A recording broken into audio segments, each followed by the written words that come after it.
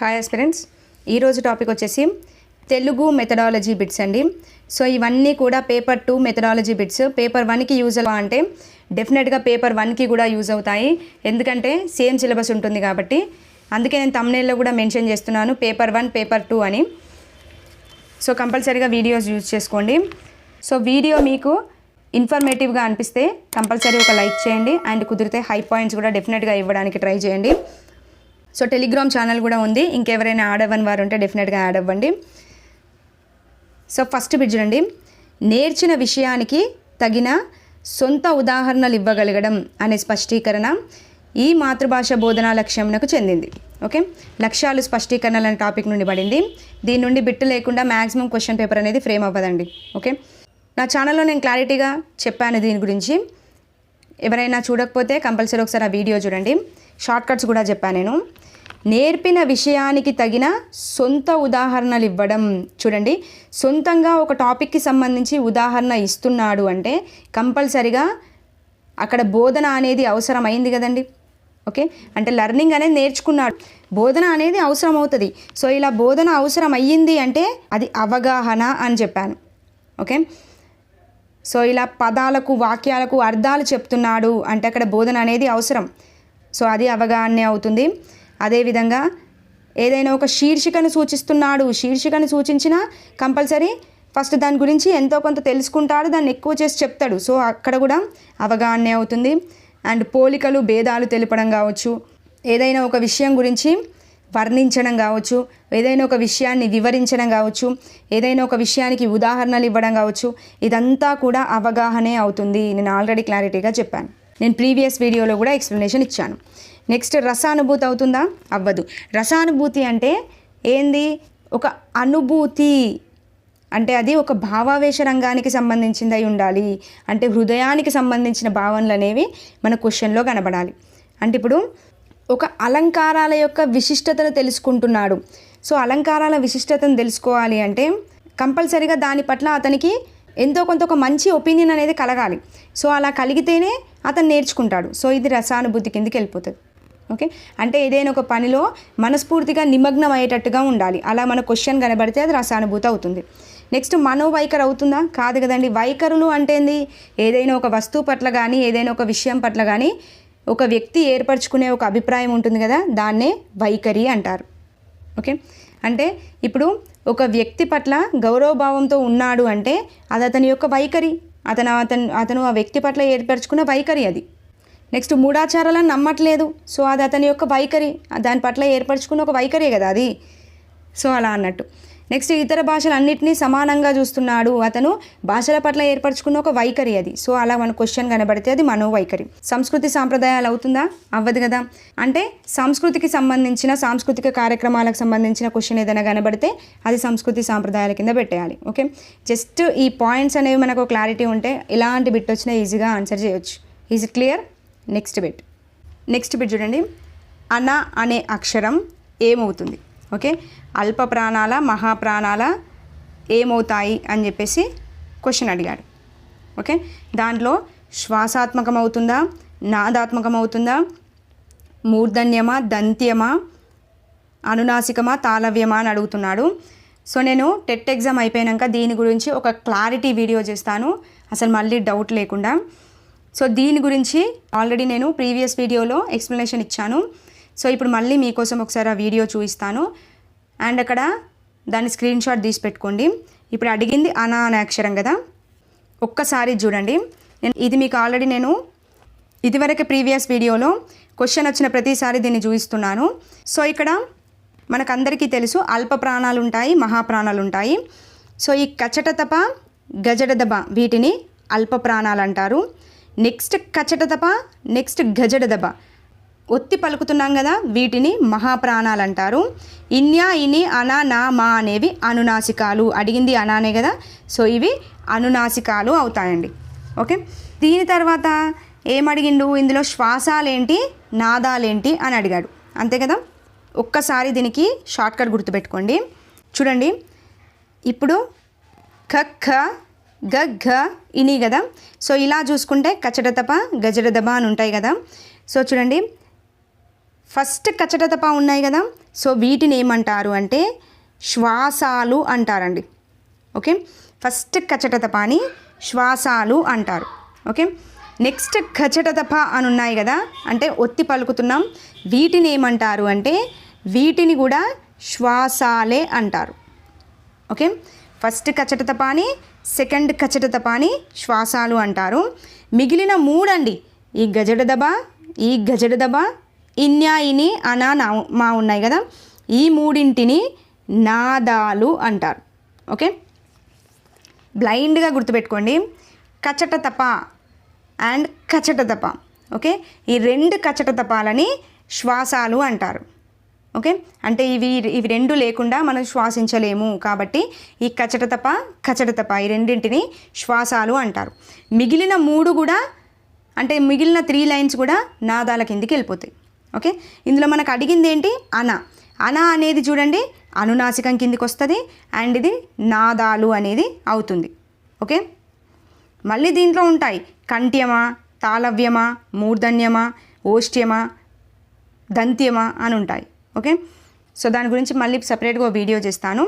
Just మనకి ఇక్కడున్న ఈ కాన్సెప్ట్ తెలిసినా చాలు, ఈజీగా పెట్టొచ్చు. ఓకే, సో చూడండి, అన అనే అక్షరం ఏంటండి చెప్పండి, అల్పప్రాణం అవుతుందా మహాప్రాణం అవుతుందా అనేది పక్కన పెట్టేసి, అన అనేది ఒక అనునాసికం కదండి. సో ఇది అనునాసికం కిందికి వస్తుందని ఇందాక చూపించాను కదా, అంటే ఇన్యా, ఇని, అన, నా, మా అనేవి అనునాసికాలు.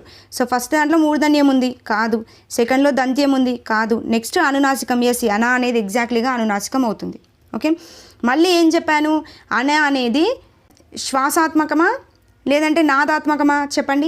ఓన్లీ కచటతప, కచటతపాలు మాత్రమే శ్వాసాత్మకాలు, మిగతావన్నీ కూడా నాదాత్మకాలు అని చెప్పాను. సో అన అనేది ఒక నాదాత్మకం. సో అలా చూసుకున్నా ఇదే మన కరెక్ట్ ఆన్సర్ అవుతుంది. సో ఇక్కడ కచటతప, గజడదబ అనేవి అల్ప ప్రాణాలు అవుతాయి, కచటతప, గజడదబ అనేవి ఒత్తి పలికితే అవి మహాప్రాణాలు అవుతాయి. మళ్ళీ ఇన్య, అన, నా, మా కూడా అల్ప ప్రాణాలు అవుతాయి. ఓకే, సో అల్ప ప్రాణాలు అవుతాయి. సో ఇది మనకు థర్డ్ ఆప్షన్ అనేది కరెక్ట్ ఆన్సర్ అవుతుంది. ఓకే, ఒకటే అండి, అల్ప ప్రాణమా మహాప్రాణమా చూసుకోండి, శ్వాసాత్మకమా నాదాత్మకమా చూసుకోండి, సరిపోద్ది. Okay, is it clear? Next bit, ఇది అకాడమిక్ స్టాండర్డ్స్ విద్యా ప్రమాణాల నుండి బిట్ అనేది ఫ్రేమ్ అయింది. ఓకే, నా ఛానల్లో క్లాస్ ఉంది, కావాలంటే చూడండి. క్వశ్చన్ క్లారిటీగా అర్థం చేసుకోండి. సూచనలకు అనుగుణంగా చిత్రాలను గీయడం, రంగులు వేసి వాటిని గురించి రాయగలగడం అనే అభ్యసన సూచిక 4వ, 5వ తరగతులకు నిర్దేశించిన ఈ విద్యా ప్రమాణానికి సంబంధించింది. ఓకే, చూడండి, సూచనలకు అనుగుణంగా, ఇది ఇక్కడ కీ పాయింట్ మనకు. ఓకే, సూచనలకు అనుగుణంగా అంటే ఇప్పుడు నేనే ఉన్నాను, కొన్ని సూచనలు చేస్తున్నాను విద్యార్థులకు, అంటే ఇలా గీయండి చిత్రాలు, అలా గీయండి, ఫస్ట్ స్టాండింగ్ లైన్ పెట్టండి, తర్వాత స్లీపింగ్ లైన్ పెట్టండి అనుకుంటూ సూచనలు ఇస్తున్నాను. సో ఆ సూచనల ఆధారంగా విద్యార్థులు బొమ్మలను గీసి రంగులు వేస్తున్నారు. సో అది దేని కిందికి వస్తుందండి చెప్పండి, సృజనాత్మకత కిందికే వస్తుంది కదండి. నేను సూచన చేస్తున్నాను, పిల్లలు వాళ్ళకి నచ్చినట్టుగా గీస్తున్నారు, సో అది క్రియేటివిటీకి సంబంధించిందే కదా. సో క్రియేటివిటీ అనేది ఆన్సర్ అవుతుంది. ఓకే, సో నెక్స్ట్ ఆప్షన్స్ కూడా ఎలిమినేట్ చేద్దాము. పదజాలం అవుతుందా? అవ్వదు. పదజాలం అంటే ఏంది, కొన్ని పదాలు అనేవి చెప్పాలి. ఇప్పుడు ఎగ్జాంపుల్, కొన్ని వ్యతిరేక పదాలను ఇచ్చాను, సో వాటితో వాక్యాలు రాయండి అంటున్నాం, అది పదజాలానికి సంబంధించింది. కొన్ని పదాలు ఇచ్చేసి అర్థాలు రాయండి, కొన్ని పదాలు ఇచ్చేసి నానార్థాలు రాయండి, ఇలా అడిగితే అది పదజాలం అభివృద్ధి కిందికి వస్తుంది. సో పదజాలం అనేది ఆన్సర్ అవుతుంది. అలా క్వశ్చన్ లేదు, తీసేస్తాం. నెక్స్ట్ స్వీయ రచన అవుతుందా? అవ్వదు కదా. అంటే సొంతంగా రాయగలగాలి. ఇప్పుడు ద్విత్వాక్షరాలు ఇచ్చాను, దానికి స్వంతంగా రాయమని చెప్పాను. అదేవిధంగా డిక్టేషన్ పెడుతున్నాను, డిక్టేషన్ అనేది వాళ్ళ సొంత మాటలో రాస్తారు కదా, సో అలా అన్నట్టు సొంత మాటల్లో రాసే విధంగా ఉంటే అది స్వీయ రచన అవుతుంది. నెక్స్ట్ భాషను గురించి తెలుసుకోవడం కూడా కాదు కదా, అంటే భాషాంశాలకు సంబంధించినవి ఉండాలి. ఎగ్జాంపుల్గా హ్రస్వాక్షరాలు అంటే ఏంది, అల్ప ప్రాణాలు అంటే ఏంది, మహాప్రాణాలు అంటే ఏంది, వాటి మధ్య తేడాలు తెలుసుకోండి. లేదంటే నామవాచకం అంటే ఏంది, సర్వనామం అంటే ఏంది, అంటే అదంతా భాష కదా. ఆ భాష గురించి ఏదైనా మన క్వశ్చన్లో కనిపిస్తే భాషను గురించి తెలుసుకుందాం అనేది ఆన్సర్ అవుతుంది. సో ఇక్కడ ఏమన్నాడు, సూచనలు ఇచ్చేసి చిత్రాలు గీస్తున్నాడు, సో అది క్రియేటివిటీకి సంబంధించింది. సో సృజనాత్మకత అనేది ఆన్సర్గా తీసుకుంటాం. Is it clear? Next bit చూడండి, ఇది డైరెక్ట్ బిట్ అండి. ఉపదేశాత్మక పరికరాలు, డిడాక్టిక్ అప్పటాస్ విద్యార్థులకు అందుబాటులో ఉండే బోధనా పద్ధతికి సంబంధించింది అని అడుగుతున్నాడు. ఓకే, అంటే ఉపదేశాత్మక పరికరాలు అనేవి ఏ బోధనా పద్ధతికి సంబంధించింది అని అడుగుతున్నాడు. ఓకే, ఈ ఉపదేశాత్మక పరికరాలు అనేవి మాంటిస్సోరీ పద్ధతికి సంబంధించినవండి. ఓకే, మాంటిస్సోరీ పద్ధతిలో ఈ ఉపదేశాత్మక పరికరాలు వాడతారు. సో ఇది డైరెక్ట్ బిట్. సో మాంటిస్సోరీ అనేది ఆన్సర్. నెక్స్ట్ బిట్ చూడండి, కొంచెం లాజికల్గా థింక్ చేయండి. విస్తార మౌన పఠనాలకు ఉపయోగపడుతూ వ్యాకరణ విషయాల ప్రస్తావన తక్కువగాను ఉపాధ్యాయునికి శ్రమ తక్కువగా ఉండి విద్యార్థుల స్వీయ అధ్యయనానికి అనువైన వాచకం ఏది? ఓకే, కీ పాయింట్ చూడండి. విద్యార్థుల స్వీయ అధ్యయనానికి అంటే విద్యార్థులు సొంతంగా చదువుకోవడానికి అనువైన వాచకం ఏది అని అడుగుతున్నాడు. ఓకే, ఫస్ట్ క్వశ్చన్ క్లారిటీగా అర్థం చేసుకోండి. విస్తార మౌన పఠనాలకు ఉపయోగపడాలి. ఓకే, సో ఇక్కడ విస్తార పఠనం అంటే ఏంటండి? విస్తార పఠనం అంటే తక్కువ సమయంలో ఎక్కువ పుస్తకాలు చదివి జ్ఞానాన్ని సంపాదించడం అన్నట్టు. ఓకే, దాన్ని విస్తార పఠనం అంటారు. మరి మౌన పఠనం అంటే సైలెంట్గా ఎవరిది వాళ్ళు సెల్ఫ్గా బయటికి వినిపించకుండా చదువుకోవడం మౌన పఠనం. ఓకే, ఈ రెండింటికి యూజ్ కావాలి. ఆ రెండింటికి యూజ్ అవుతూ మళ్ళీ ఏమన్నాడు? వ్యాకరణానికి సంబంధించిన విషయాలు ప్రస్తావన అనేది తక్కువగా ఉండాలి. ఓకే, వ్యాకరణాలకు సంబంధించింది ఎక్కువగా ఉండేది మనకి పద్యాలలో పద్యవాచకంలో కనబడుతుంది. ఓకే, అది తక్కువగా ఉండి ఉపాధ్యాయునికి శ్రమ తక్కువ ఉండి విద్యార్థులు స్వయంగా నేర్చుకోవాలి. దీనికి ఉపయోగపడేది ఉపవాచకం అనేది ఉపయోగపడుతుంది. ఓకే, ప్రధాన వాచకం అవుతుందా? అవ్వదు. ఉపాధ్యాయ దర్శిని, ఉపాధ్యాయునికి శ్రమ తక్కువ ఉండాలి. అలాంటప్పుడు ఉపాధ్యాయ దర్శిని ఎందుకు అవుతుంది? కృషి పుస్తకం అవుతుందా? అవ్వదు. ఉపవాచకం చూడండి, ఉపవాచకంలో విస్తారంగా చదువుతాడు అంటే తక్కువ సమయంలో ఎక్కువ చదవడానికి ఛాయిస్ ఉంటుంది. మళ్ళీ వాడు సొంతంగా చదువుకోవడానికి కూడా ఛాయిస్ ఉంటుంది. మౌన పఠనానికి కూడా ఛాయిస్ ఉంటుంది. అక్కడ అందులో ఎక్కువగా వ్యాకరణాంశాలు ఉంటాయండి. ఉపవాచకంలో అసలు వ్యాకరణాంశాలు చాలా తక్కువ ఉంటాయి అందులో. సో అలా కనబడేది మనకు ఉపవాచకమే కదా. సో ఉపవాచకం అనేది ఆన్సర్గా తీసుకుంటాం. ఓకే, క్వశ్చన్ చదువుకుంటే క్లారిటీగా ఈజీగా ఆన్సర్ పెట్టవచ్చు. నెక్స్ట్ బిట్ చూడండి, ప్రశ్నల నుంచి బిట్ అనేది ఫ్రేమ్ అయింది. పోలిక తేడాలను గుర్తించడానికి, ఇదే మన కీ పాయింట్ ఇక్కడ. పోలిక తేడాలు గుర్తించడానికి వివేచన కార్యకరణ సంబంధం శాస్త్రీయ హేతుబద్ధ నిర్ణయం ఇమిడి ఉండి అవగాహనతో ఒక సమూహంలో సంబంధం లేని అంశాన్ని వేరు చేయడానికి, చూడండి, సంబంధం లేని అంశాన్ని వేరు చేయడానికి ఉపయోగపడే ప్రశ్నారకం ఏది? ఓకే, అంటే అందులో పోలికలు భేదాలు ఉండాలి, సంబంధం లేని అంశాన్ని వేరు చేయాలి. ఇప్పుడు ఎగ్జాంపుల్గా ఏవైనా ఒక 4 ఆప్షన్స్ ఇచ్చాడండి. ఆ ఆప్షన్స్లో ఒక దాంట్లో ట్రాక్టర్ ఇచ్చాడు, ఒక దాంట్లో బైక్ ఇచ్చాడు, ఒక దాంట్లో ఆటో ఇచ్చాడు, ఇంకో దాంట్లో ఫ్లైట్ ఇచ్చాడు. ఓకే, సో చూడండి, మూడు కూడా భూమిపైన నడుస్తాయి. ఈ ఫ్లైట్ ఒకటి ఆకాశంలో ఎగురుతుంది. అంటే 3 ఒకే దానికి సంబంధించిన అంశాలు ఇచ్చి ఒక సమూహంలో ఇంకో దానికి సంబంధం లేని వేరుగా ఉండే అంశం ఇచ్చాడు కదా. సో ఇలా ఇస్తే అది ఏ రకమైన ప్రశ్న అని అడుగుతున్నాడు. ఇలా ఇవ్వడం కావచ్చు, పోలికలు భేదాలను గుర్తించడానికి సంబంధించిన ప్రశ్నలు కావచ్చు. ఈ ప్రశ్నలు అనేవి మనకి ఎక్కడ కనబడతాయి అంటే వర్గీకరణ ప్రశ్నలలో కనబడతాయండి. ఓకే, సో ఈ వర్గీకరణ ప్రశ్నలలోనే ఒక సమూహంలో సంబంధం లేని అంశాన్ని వేరు చేయడం కావచ్చు, పోలికలు తేడాలను గుర్తించడం కావచ్చు, వివేచన కార్యకారక సంబంధం హేతుబద్ధ నిర్ణయం, ఇవన్నీ కూడా మనకు ఎందులో కనబడతాయి అంటే వర్గీకరణ ప్రశ్నల్లో కనబడతాయి. ఓకే, సో మనకు వర్గీకరణ ప్రశ్నలు అనేది ఆన్సర్. విలోమ రూప కాదండి. సో విలోమ ప్రశ్నలు అంటే ప్రజెంట్ కాంపిటేటివ్ ఎగ్జామ్స్లో చాలా కనబడుతున్నాయి. ఇప్పుడు ఎగ్జాంపుల్గా మన ఎగ్జామే తీసుకుంటే చూడండి, ఇట్లా స్టేట్మెంట్స్ ఇస్తాడు. స్టేట్మెంట్స్ ఇచ్చేసి అందులో 3 సరైనవి ఇస్తున్నాడు, 1 సరికానిది ఇస్తున్నాడు. ఓకే, ఇలా 3 సరైనవి ఇచ్చి 1 సరికానిది ఇస్తే అది విలోమ రూప ప్రశ్న అవుతుంది. ఓకే, గుర్తుపెట్టుకోండి, 3 సరైనవి 1 సరికానిది ఇస్తే విలోమ రూప ప్రశ్న, ఒక సమూహం ఇచ్చేసి అందులో సంబంధం లేని అంశం ఇస్తే వర్గీకరణ ప్రశ్న. నెక్స్ట్ బహుళైచ్ఛిక కాదు. బహుళైచ్ఛిక అంటే తెలుసు కదా, ప్రజెంట్ మన కాంపిటేటివ్ ఎగ్జామ్లో వచ్చేవన్నీ కూడా బహుళైచ్ఛిక ప్రశ్నలే. సో అలా 4 ఆప్షన్స్ ఇచ్చేసి అందులో ఒక ఆప్షన్ని మాత్రం ఎంచుకునే విధంగా ఉంటే బహుళైచ్ఛిక. సహసంబంధ ప్రశ్నలు కూడా కాదు. సహసంబంధం అంటే ఏంది అంటే రెండింటికి సహసంబంధం ఉండాలి.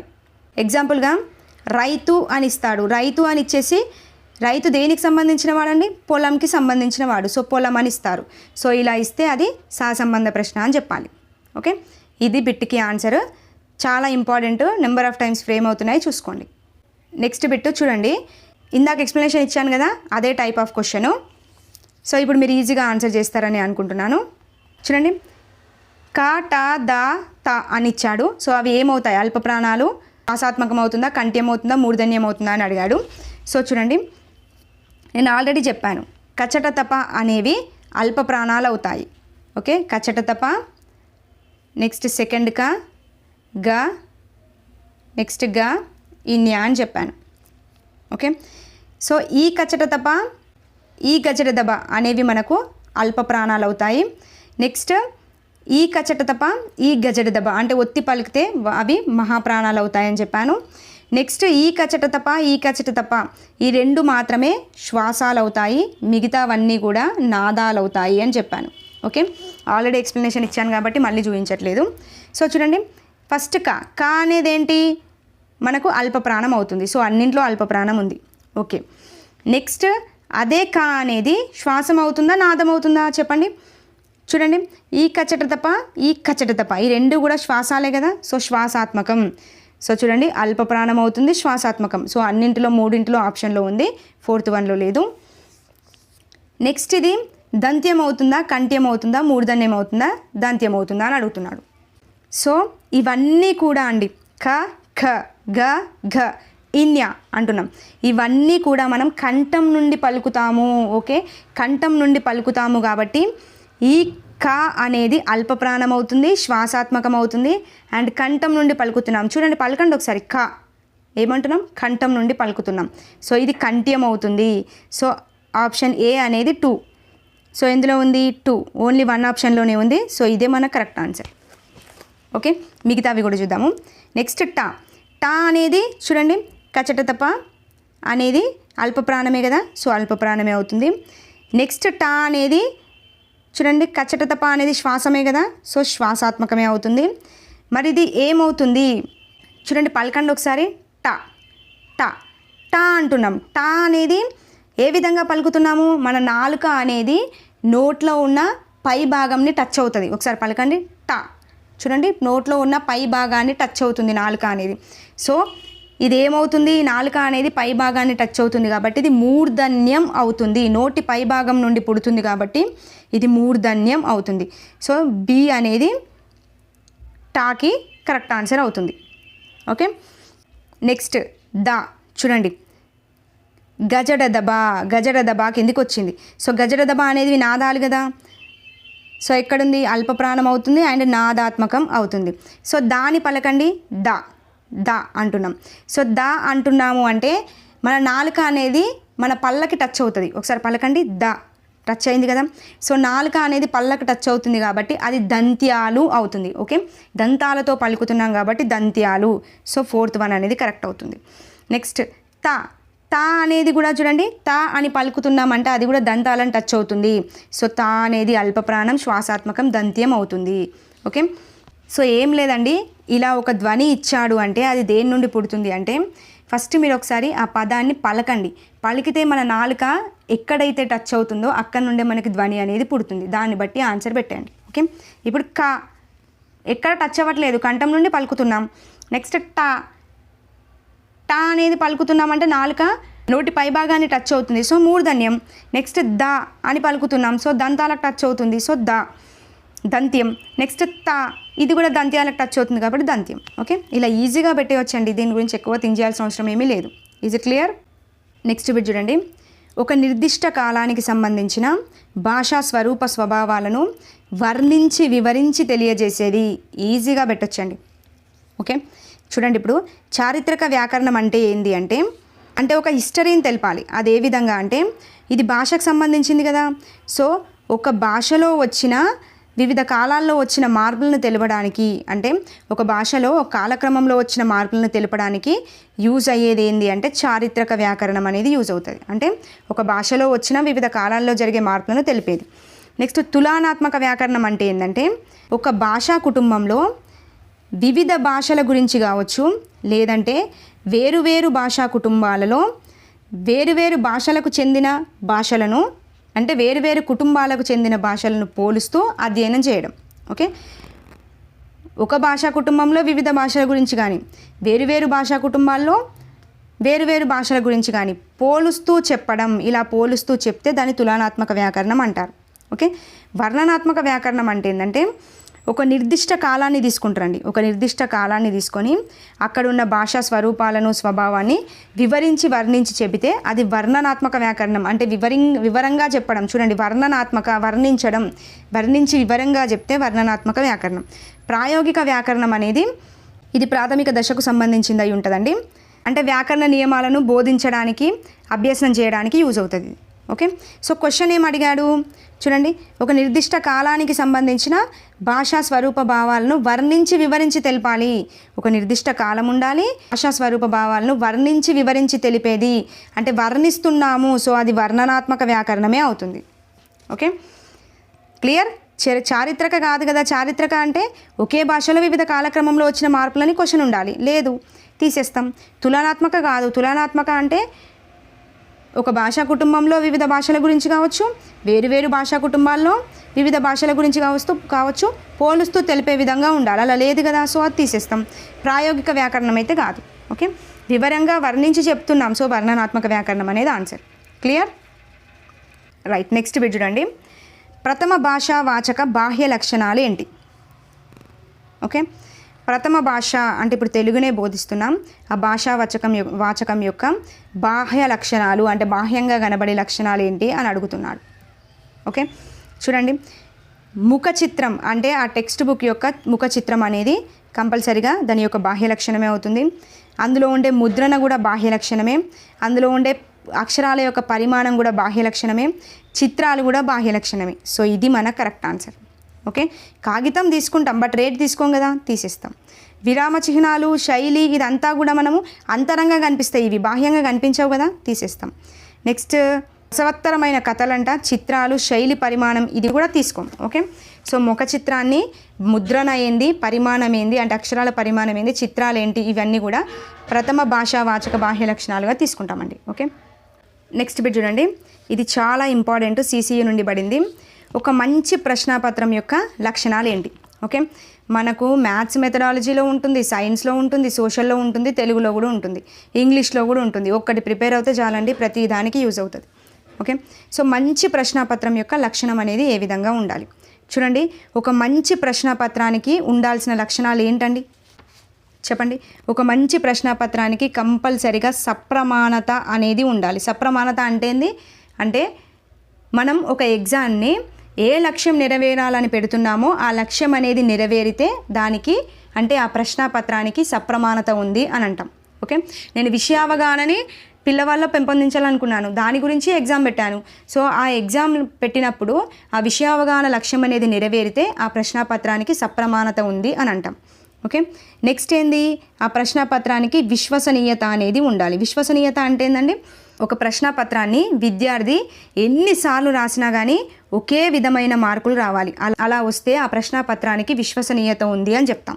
నెక్స్ట్ ఏంది, ఒక ప్రశ్నాపత్రానికి ఆచరణాత్మకత అనేది ఉండాలి. అంటే ఒక నిర్ణీత సమయంలో పరీక్ష అనేది పూర్తయ్యే విధంగా చూడాలి. అంటే నిర్వహణ సౌలభ్యం కావచ్చు, ఒక క్వశ్చన్ పేపర్ని దిద్దడంలో కావచ్చు, నిర్వహించడంలో కావచ్చు, ఆ విధంగా ఒక నిర్ణీత కాలపరిమితితో పరీక్ష పూర్తయ్యే విధంగా ఉంటే అది ఆచరణాత్మకత అంటాం.